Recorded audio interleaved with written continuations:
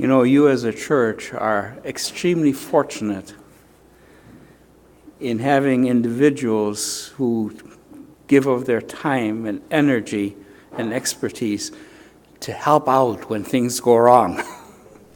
And boy, have things gone wrong over the past couple of weeks.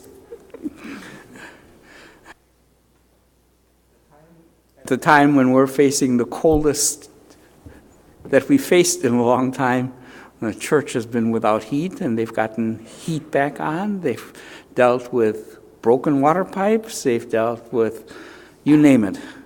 And they still have a lot of work to do, but we truly appreciate all the work that they've done. By the way, Happy New Year. I know we're a week into it already, but it's the first time we're gathering together in the new year, so our focus is on that. The hymns that we chose today, for example. I love the praise songs that are being sung all over the place. They're beautiful. They have great messages. When I drive down Sunday mornings, I've got a CD that's filled with nothing but praise songs. So over a course of several weeks, I get to hear them all. But there's still something about the old hymns that the praise songs can't duplicate, and that is the message that is portrayed in them.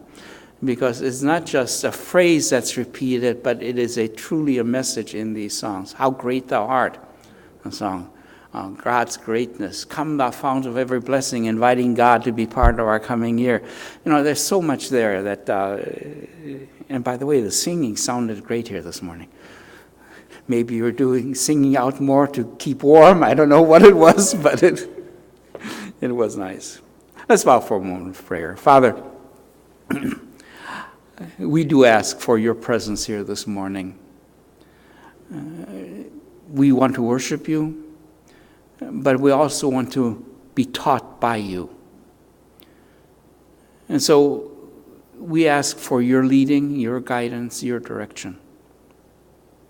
Father, it is my prayer that you might use my words to share your message so that you might touch hearts this morning and help us as we enter the new year. In Jesus' name we ask. Amen. We made it. One more year is history. New year has begun. Another page of life is waiting to be written. A new door of opportunity has been opened to us. Here we are on the threshold of a new year. Am I being a little bit over dramatic? Yeah, obviously.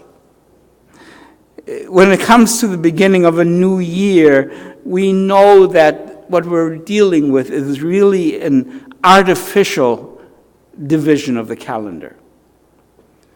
And for example, many cultures around the world celebrate the start of the new year at a very different time. The Chinese don't begin their new year until February 16th.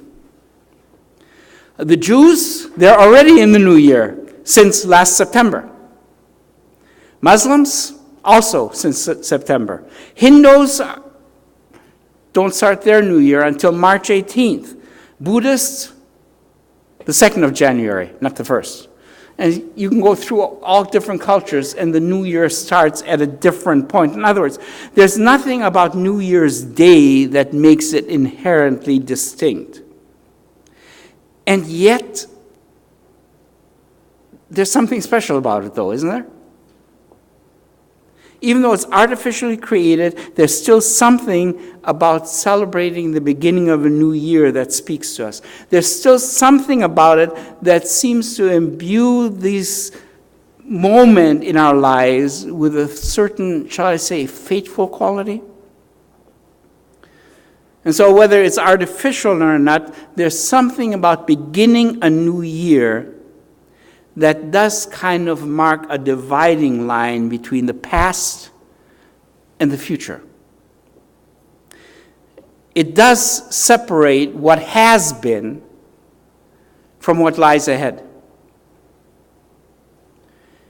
And as we look at that which does lie ahead, the days before us, I think it also tends to fill our minds with the possibilities which are there.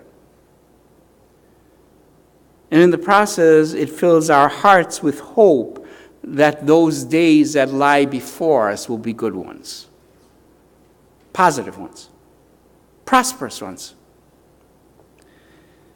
We look ahead at the beginning of a new year and we kind of see everything that can be. And I think that's good. I think that's very good. But as we look at what can be, it can't just be wishful thinking. We do need to be realistic. And we know that those coming days are not going to be 100% good. We know that not every dream we have today is going to be fulfilled in the coming year. Not every hope is going to come to fruition, and not every opportunity is going to prosper. And so as we stand on the threshold of another year, for me at least, I do so with kind of mixed emotions. There's definitely hope, but there's also an element of fear. And in the midst of both of those, in the midst of the hope and the fear, there stands a question. What is it that we can do to make the coming year as positive as possible?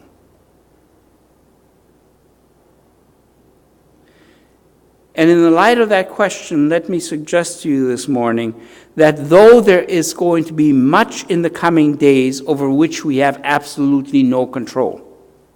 In other words, there are many things in which our efforts are not going to affect any significant change at all. There will also be much that will depend on us. Much will depend on us. And insofar as we are responsible, whether the coming year is going to be good or not,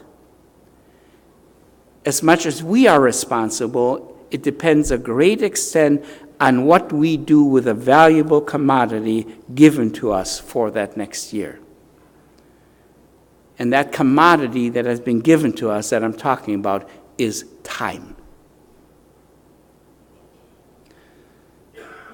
And in part, at least, this is what Paul has in mind when he wrote in the text that we just read, make the best use of the time. I've gone through different translations on how this is translated. Somebody else said, make every minute count, or make good use of every opportunity you have. Well, when it comes to this verse, I kind of like the old King James Version. Somehow it has a quality in it that's missing in the newer ones, because the King James speaks of redeeming the time, because the days are evil. Redeeming the time. Now, it actually doesn't make much difference which translation you follow. They all say the same thing. They speak of the fact that what the coming days bring depends to a great extent on our stewardship of time. Now, what does that mean? What is stewardship? Stewardship is just a fancy name which means what you do with what you have. What use you make of what has been given to you. And when it comes to the time given to us, Paul says we are to make good use of every opportunity. We are to redeem the time. And I think to understand what he's talking about, we need to first grasp what the Bible has to say about time in general. And when we go to the Bible, we find that when it talks about time, often it does so in terms of two basic concepts. It emphasizes two fundamental ideas. And the first is that time, our life in this world, is an incredible gift of our Creator God. I have time, you have time, because it has been given to me and to you. I have no part in creating it. I cannot alter its course. I can't shorten it, nor can I extend it. As Jesus said, who of us can add 1 second to their span of life? Our time, therefore, is a wonderful gift of God. And it's a gift in which God himself is involved. He brought it into being. He gave it to us. He'll bring it to its fulfillment. God permeates it from beginning to end. And because of that fact, time has quality as well as quantity or length. And because of that fact that God is involved, it can be full of, better said, it is full of meaning and value and depth. I have time because it has been given to me as a demonstration of love by him who made both time and me. And then a second great biblical concept of time is that God himself has redeemed it through Jesus Christ. That, in part, is what we just celebrated, what Christmas was all about. When the time had fully come, God sent his Son. In other words, God used time for our salvation. He came out of eternity into time, because that's where we are. He lived out the great sacrificial drama of his forgiving love on the plane of our existence. Jesus became part of our history. More, he became the focal point of our history, the axis around which our time revolves. And not only did God redeem time for us through Jesus, but by doing that, he set the example for us and our use of time. By entering our time in order to give himself for us, doesn't that tell us that time is a gift to us, for us to give ourselves to others as well? And now, having said all of that, let's be honest with ourselves. We humans have a strange way of looking at time. Even though we constantly complain that we don't have enough of it, right? Generally, we live as though we had all the time in the world. I saw a sign on a storefront, open 25 hours a day, 8 days a week. I kind of like that idea. Anybody here who at some time or other hasn't wished that that was the amount of time they had available? There's so much to do, so much we want to do. There isn't never enough time to get it all done. And yet at the same time, when it comes to what we actually do with the time that we have, we treat it as though we have an unlimited supply. Just think of some of the terms we use in talking about time. We kill time. We waste time. We pass the time. We fill time as though we had too much of it. We speak of leisure time, free time. And how often do we put off till tomorrow what should have been done yesterday? In other words, how often do we allow circumstances to dictate what we do with our time, rather than having our use of time determine the circumstances in which we find ourselves? All of that, much more, they're all indications that we don't take our stewardship of time seriously. Imagine what it would be like if you actually had to buy your time. Would there be any difference in how you spend it? If you actually had to buy your time, would you use your days and hours and minutes more wisely? Time management consultant Antonio Herrera conducted a seminar on the subject, and he asked the participants, what if you had to pay in advance $100 an hour for the time allotted to you? Would you waste any of it if you had to pay in advance $100 an hour? I think the answer is obvious. Now, of course, you can't put a price tag on the minutes and hours we possess. They're given to us freely by a gracious God. And with God himself as the giver of our time, how can we place a monetary value on it? But that doesn't excuse us from using it conscientiously, carefully, and wisely. And therefore, we have to take care that we use our time intelligently. As the text says again, make good use of every opportunity you have. Redeem the time. What we do need to remember is that we do not have all the time in the world.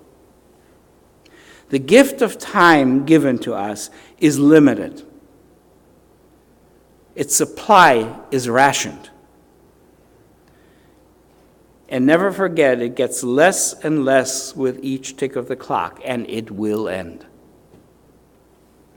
And the fact that it will end gives seriousness and significance to every day that lies before us, to every hour that's given into our hands, to every minute that's at our disposal. And the quality and meaning we find in our days depends greatly on what we decide to do with our time.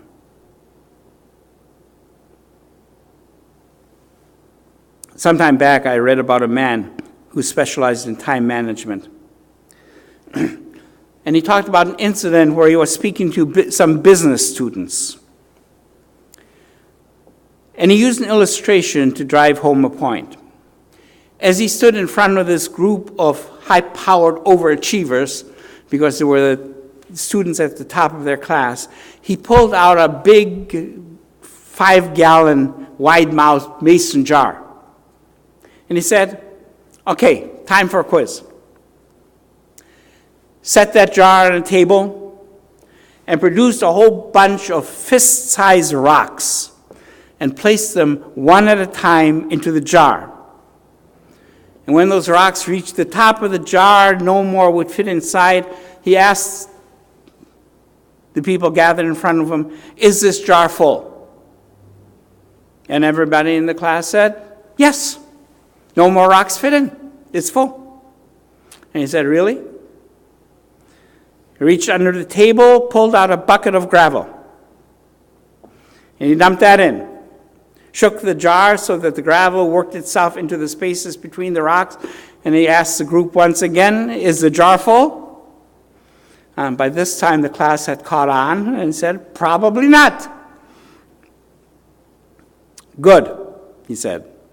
Again, he reached under the table and took out a bag of sand and started dumping that in to fill the spaces between the rocks and the gravel. And again, is this jar full? By this time, the class all together, no, of course not. And once again, he said, good. And this time, he grabbed a pitcher of water. And guess what? He filled that up with the water he had. And after he got done doing this, he looked at the class and asked, what is the point of this illustration? And one eager beaver raised his hand and said, the point is that no matter how full your schedule is, if you try really hard, you can always fit some more things into it. And I said, no, not at all. That's not the point. The truth of this illustration teaches us is if you don't put in the big rocks first, you'll never get the rest of the stuff in. Think about it. If you don't put the big rocks in first, you'll never get the rest of the stuff in. What big rocks do you put in first? What are your priorities? How do you manage your time? Let me repeat what I said a few moments ago. We do not have all the time in the world. The gift of time given to us is limited. The supply is rationed. And it gets less and less with each tick of the clock, and it will end. And that fact that it will end gives seriousness and significance to every day that lies before us, to every hour that's given into our hands, to every minute that is at our disposal. And the quality and meaning we find in our days depends greatly on what we decide to do with our time, the priorities we set, the big rocks we put in first. Søren Kierkegaard, the Danish philosopher of a century ago, said that every human being knows two things that are absolutely certain. One, that they are going to die. And the other, they're not dead yet. And the space between those 2 points, the now of being alive and the then of not being alive, is filled with not just tremendous importance, but infinite importance. Now is our interval of time. And everyone, each and every one of us, has to decide what we will do with it. So how do we put it all together? What does it mean for 2018? Well, if our time is a gift of God, and if God has redeemed our time through Jesus Christ, and because He is in it, it means that this moment of time we have right now, every interval of time that is ours, ultimately has to be time for God. In other words, it ought to be used in such a way that it reflects Him who gave it to us. And when it comes to that, when it comes to our use of time, I think we can all agree that we could be much better stewards of it than we have been. It's not hard to kill an hour if it's just mine to do with as I want. But if it is time for God, shouldn't we better think twice? We cannot afford to be poor stewards of time, because time is in every moment a time of decision. And what we decide we will do with it will shape our destiny. So a new year has been given to us. A new gift of time, 12 months. 365 days, 8,760 hours, 525,600 seconds. Time. God's gift to you and to me. What will you be doing with it? Let's pray.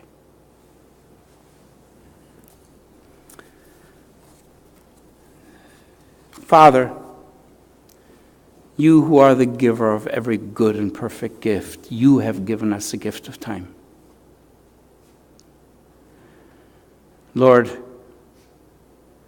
help us to see how precious that gift is. And guide us as we make the decisions of how we will use it. Help us to be good stewards of time, so that Your name might be glorified and honored in how we use it.